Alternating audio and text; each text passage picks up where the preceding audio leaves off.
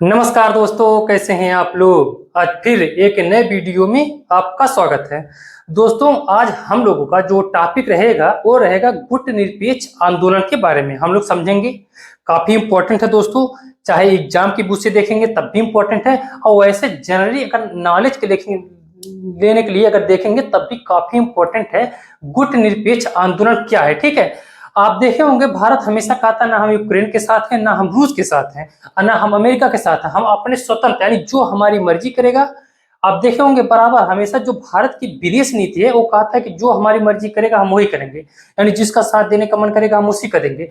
तो पूरा डिटेल में हम लोग समझेंगे कि इसमें भारत की नीति क्या है, आखिर भारत किसी के देश क्यों नहीं खड़ा रहता है, खड़ा होना चाहिए तो कैसे होना चाहिए, इसकी नीति क्या है, बाकी गुटनिरपेक्ष आंदोलन का उद्देश्य है, उसका विशेषताएं आखिर क्या है, क्या इसका मतलब है, कब स्थापना किया गया, इसके फाउंडर यानी संस्थापक कौन कौन थे। ठीक है दोस्तों, काफी इंपॉर्टेंट है, बहुत ही जबरदस्त टॉपिक है गुटनिरपेक्ष आंदोलन। तो आपको अच्छे से वीडियो देखते रहना है, बड़े ही आसानी से आपको हम समझा देंगे। ठीक है, देखिए यहाँ पे लिखा हुआ है गुटनिरपेक्ष आंदोलन। ठीक है, गुटनिरपेक्ष आंदोलन के बारे में हम लोग डिटेल में समझेंगे। पहले इसके कुछ थोड़ा सा पॉइंट देखिए, दो तीन पॉइंट ऐसे हैं, वो पॉइंट याद करने हैं आपको, अपने माइंड में अपने खोपड़ी में बैठा लेना है, क्योंकि एग्जाम में आपसे बार बार पूछता है, चाहे आप छोटे पेपर दें या बड़े पेपर दें, यानी चाहे आईएएस पीसीएस, बाकी पुलिस का हो गया, दरोगा का हो गया, जब कोई ग्रुप डी का पेपर देते हैं तो आपसे क्वेश्चन पूछता है। तो पॉइंट पहले ध्यान रखिए दोस्तों, पहला पॉइंट क्या लिखा है, स्थापना इसका। ठीक है, स्थापना इसका लिखा, स्थापना 1961 में, 1 सितंबर 1961 में इसका स्थापना हुआ था। दोस्तों इसका मुख्यालय कहाँ पे है, देखिए यहाँ पे लिखा हुआ है जकार्ता। ठीक, जकार्ता किस देश की राजधानी है, आपको पता होना चाहिए दोस्तों, क्योंकि मिला जुला कर ये कह सकते हैं कि अपना एक पड़ोसी ही है। खैर पूरी पड़ोसी तो नहीं है, लेकिन काफी अच्छे संबंध है इंडोनेशिया से भारत का। ठीक है, अब जकार्ता जो है दोस्तों ये इंडोनेशिया की राजधानी है और एक जावा द्वीप पे भी क्वेश्चन पूछता है। इंडोनेशिया के 3 महत्वपूर्ण द्वीप है, जिसका एक बोर्निया नाम है, एक सुमात्रा नाम है और एक जावा नाम है। ठीक है, जावा द्वीप पे ही जकार्ता है। ठीक दोस्तों, पहला शिखर सम्मेलन कब हुआ था दोस्तों, बेलग्रेड में हुआ था, सर्बिया में ही हुआ था। 1900 कब हुआ था पहला शिखर सम्मेलन, 1961 में हुआ था। देखिए 1 सितंबर 1961 में पहला शिखर सम्मेलन सर्बिया में हुआ था, और प्रेजेंट उसमें उतने टाइम दोस्तों, यानी जब पहला शिखर सम्मेलन हुआ था तो इसमें 27 मेंबर थे सीट। ठीक है दोस्तों, ध्यान रखेंगे 27 मेंबर थे, यानी जब स्थापना हुआ था।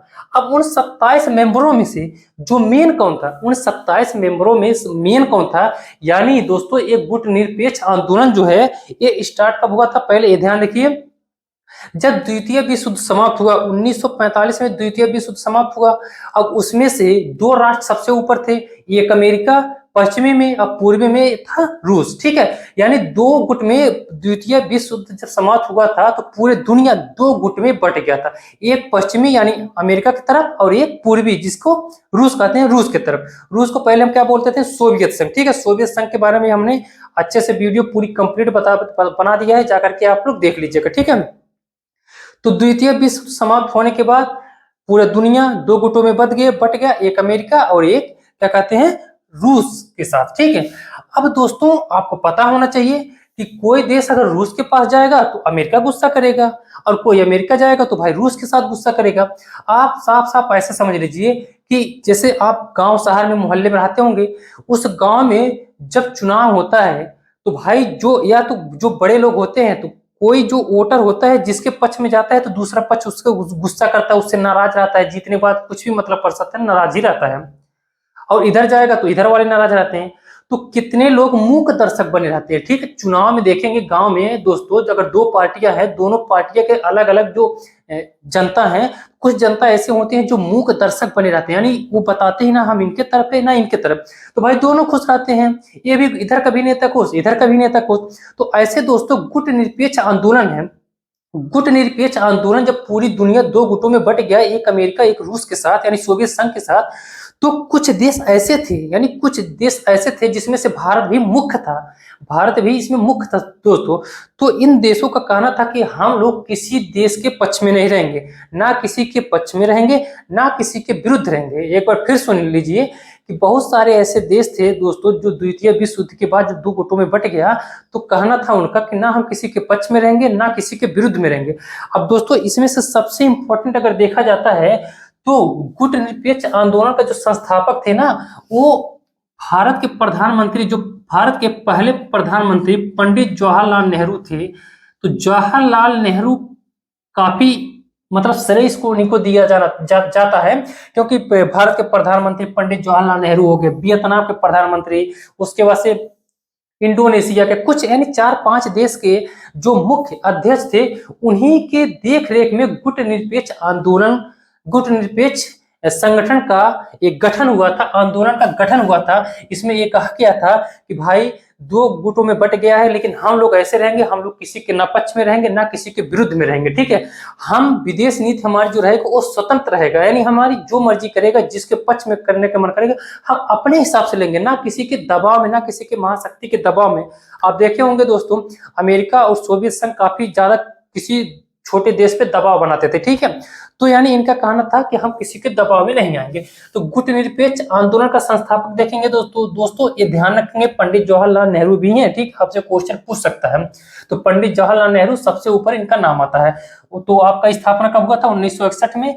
इंडोनेशिया में इसकी हेडक्वार्टर है, मुख्यालय है, ठीक है। पहला शिखर सम्मेलन बेलग्रेड सर्बिया में हुआ था। 27 मेंबर उतने टाइम जुड़े थे, और उतने टाइम ही यानी 1961 में ही जब पहला शिखर सम्मेलन हुआ था, इतने टाइम ही ये फैसला लिया गया था कि इसका हेडक्वार्टर जो रहेगा वो जकार्ता में रहेगा, ठीक है।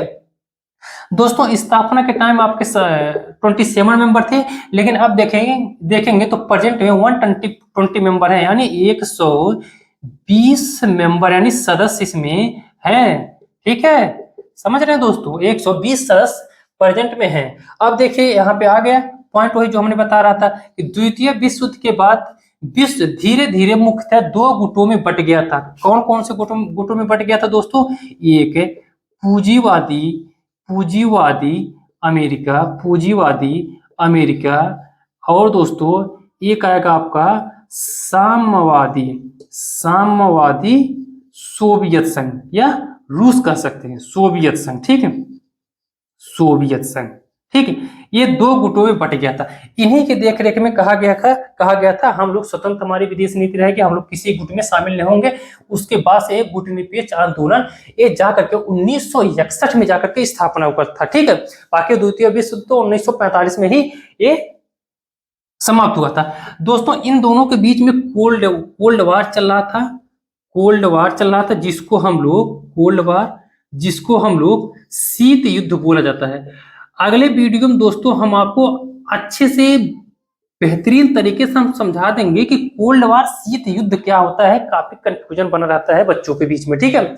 तो अभी प्रेजेंट में आप यही देखेंगे, तो अमेरिका और सोवियत संघ के बीच में कोल्ड वार यानी शीत युद्ध चल रहा था, ठीक है। तो शीत युद्ध जब समाप्त हुआ है, शीत युद्ध चल रहा था, तो इन्हीं के बीच में ये गुटनिरपेक्ष आंदोलन की स्थापना हुआ था, ठीक है दोस्तों। अब देखिए इसका उद्देश्य क्या है, विशेषताएं क्या है, इसका जो यानी जो थीम रखा गया उद्देश्य क्या है, मतलब इसमें क्या करना था। तो देखिए यहाँ पे साफ साफ लिखा है, जो हमने बताया कि राज्यों का समूह है, राज्यों का नहीं राष्ट्र का समूह, ठीक है। राष्ट्र कंट्री की बात हो रही है, ठीक है। अपने खोपड़ी में बैठाना है सब अच्छे से बात। राज्यों का समूह जो औपचारिक रूप से किसी प्रमुख शक्ति गुट के साथ या उसके विरुद्ध खड़ा नहीं होना है, ठीक। यानी इसमें साफ साफ लिखा कोई भी देश रहेगा, यानी जो कोई देश का नहीं मतलब है, यानी जो गुटनिरपेक्ष आंदोलन का मेंबर सदस्य है, उनका कहना है कि हम लोग किसी प्रमुख शक्ति गुट के साथ यानी सैन्य संगठन के साथ नहीं रहेंगे, ना उसके विरुद्ध में रहेंगे, भाई हम स्वतंत्र रहेंगे, ठीक है। अब अगला पॉइंट देखिए, एक उद्देश्य और देख लीजिए दोस्तों, कई हमने यहाँ पॉइंट विशेषताएं लिखा है ताकि आपको आसानी हो समझने में, ठीक है। वैश्विक स्तर पर सैन्य संघर्ष, भाई उतने टाइम पूरी तरह से पूरे दुनिया में सैन्य संघर्ष ही चल रहा था। अब तो धीरे धीरे देखेंगे तो थोड़ा नॉर्मल हुआ है, लेकिन नॉर्मल कहाँ हुआ, अभी देखिए रूस लड़ी रहा है यूक्रेन से, तो उतने टाइम बहुत ज्यादा सैन्य संघर्ष चल रहा था। तो सैन्य संघर्ष और शांति बनाए रखना तथा इससे दूरी भी बनाए रखना, इनका एक काम था गुट निरपेक्ष आंदोलन का। गुट निरपेक्ष आंदोलन यानी जो मेंबर थे, इनका कहना था दोस्तों कि जो वैश्विक स्तर में सैन्य संघर्ष रहेगा, हम उनको शांति की अपील करेंगे कि भैया युद्ध ना करें। जैसे देखिए, भारत बार बार कहता है यूक्रेन और रूस से, सबसे पूरी दुनिया से कहता है कि तुम लोग युद्ध ना करो, बर्बाद हो जाओगे, मारे जाओगे, तुम लोगों के चक्कर में पूरी दुनिया बर्बाद होगी। तो भारत हमेशा कहता है कि भाई शांति बनाए रखो। तो शांति बनाए रखना तथा इससे दूरी भी बनाए रखना, यानी ये हम कहेंगे भी कि तुम लोग झगड़ा ना करो, झगड़ा मारपीट ना करो, बम ना फेंको किसी के ऊपर, और हम लोग तुम लोगों के साथ में रहेंगे भी नहीं, हम तो दूर ही रहेंगे। हम तो यानी दूर दूर से कहेंगे भाई तुम लोग शांत रहो, ठीक है, दूरी बनाए रखना। अगला उद्देश्य देखिए, हमने विशेषता एक और लिखा रखा है कि ये तो 3 लिखा रखा है दोस्तों यहाँ पे, जिसकी स्वतंत्रता विदेश नीति पर हो। विदेश नीति का मतलब है दोस्तों कि कोई दूसरा राष्ट्र किसी तीसरे के पक्ष में दखल ना दे, ठीक है। जैसे भारत के विदेश नीति स्वतंत्र है, भारत की जो मर्जी वो उसके मन में आएगा वही करेगा, कोई इसके बीच में दखल नहीं देगा। जो राष्ट्र किसी सैनिक गुट का सदस्य ना हो। सैनिक गुट का सदस्य मतलब दोस्तों देखेंगे जो अमेरिका है, अमेरिका अपना नाटो बनाया, ठीक है, 31 मेंबर हो गए हैं। इसके बारे में वीडियो हमने बना दिया है, अगर देखे नहीं है तो जाकर के अच्छे से देख लीजिएगा, ठीक है। आपसे मेंबर पूछेगा, अब 31 मेंबर हो गए हैं। जैसे अमेरिका के देख रेख में नाटो संगठन हुआ, इस सैन्य संगठन में दोस्तों, तो अमेरिका कई बार प्रस्ताव दे चुका है भारत को कि भारत भी नाटो में शामिल हो जाए। तो भारत क्यों शामिल हो बताओ, आप ही लोग बताओ, कमेंट करके बताओ, भारत आखिर क्यों शामिल हो। भाई भारत की विदेश नीति स्वतंत्र है, भारत की मर्जी, भारत चाहे शामिल हो या ना हो, लेकिन जितने यूरोप के देश हैं लगभग वो शामिल है नाटो में। तो भारत की विदेश नीति स्वतंत्र, भारत बिल्कुल नहीं होगा, कभी नहीं होगा, क्योंकि भारत गुटनिरपेक्ष आंदोलन का सदस्य है। कहता भी है कि भाई हम किसी के साथ नहीं है, ना किसी के विरोध में है। तो जो राष्ट्र किसी सैनिक गुट का सदस्य ना हो, ठीक है, इसका ये उद्देश्य है। अगला का है किसी महाशक्ति से द्वितीय समझौता न करता हो। द्वितीय समझौता का मतलब यानी कोई भी, जैसे मान लेते अमेरिका है, अमेरिका के साथ ऐसा नहीं कि भारत कहता है कि नाटो में शामिल हो जाए, यानी कोई भी जिसकी विदेश नीति स्वतंत्र है दोस्तों, वो किसी महाशक्ति के साथ, किसी दबाव के साथ वो कोई समझौता नहीं करेगा। जैसे क्वाड देखेंगे दोस्तों, जो अमेरिका, भारत, जापान, ऑस्ट्रेलिया के बीच में जो क्वाड बना है, ये सैन्य संगठन नहीं है। अपने खोपड़ी में बैठा लेना है दोस्तों। चीन बार बार कहता है कि क्वाड जो ये है, क्वाड एक सैन्य संगठन है, लेकिन सैन्य संगठन नहीं है, ठीक है। इस समुद्री देख रेख में ये बनाया गया है क्वाड। तो यानी किसी महाशक्ति से के दबाव में, यानी किसी के दबाव में हम नहीं उसके पक्ष में जाएंगे। इसका यही कहना है गुटनिरपेक्ष आंदोलन का, ठीक है दोस्तों। गुटनिरपेक्ष आंदोलन या गुटनिरपेक्ष क्या कहते हैं, संगठन, इसको इंग्लिश में नेम बोलते हैं, ठीक है, NAM, ठीक है, ठीक है। अब आपको दोस्तों पूरी तरह से समझ में आ गया होगा, कि गुटनिरपेक्ष आंदोलन क्या है, इसमें कितने मेंबर हैं, इसके जो बहुत इंपॉर्टेंट है दोस्तों, पंडित जवाहरलाल नेहरू बहुत ज्यादा आगे मतलब बढ़ चढ़ कर हिस्सा लिया था। इन्हीं की देखरेख में ये 4-5 लोग थे, इनके देखरेख में जाकर के स्थापना हुआ था, ठीक है दोस्तों। अगर आपको दोस्तों वीडियो पसंद आया तो आप लाइक करें और सब्सक्राइब भी करें। अगले वीडियो में फिर मिलते हैं किसी वीडियो के साथ। आज के लिए धन्यवाद।